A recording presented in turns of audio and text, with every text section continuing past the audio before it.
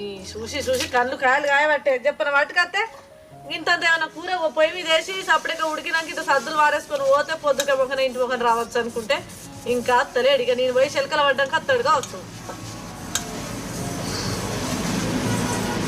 ఏం లేదు, ఇంతంత చింతపండు పిసికి పచ్చిపులుసు వేసి పట్టుకొని పోతాయి. ఏమన్నా అని పాడవాడు ఎంతకైనా మనం చేయాలి, ఎంతకైనా మనం పెట్టాలి. నిన్న గట్లనే 4 ఉల్లిగడ్డలు కోసిన ఒక 2 కోడిగుడ్లు ఉంటే కొట్టిపోసాడు. నిన్న కూర ఏం లేక అత్తడు ఉన్నదాన్ని రెడీగా ఉన్నదాన్ని వేసుకుంటాడు, మెక్కుతాడు. ఇక కంది మెక్కినట్టు మళ్ళీ గీ కూర వండినమైందే అంటే ఆ కూర వండినమైందే, రొట్టెలు చెయ్యి తొక్క చెయ్యి అటుకనే అయితే అన్నీ.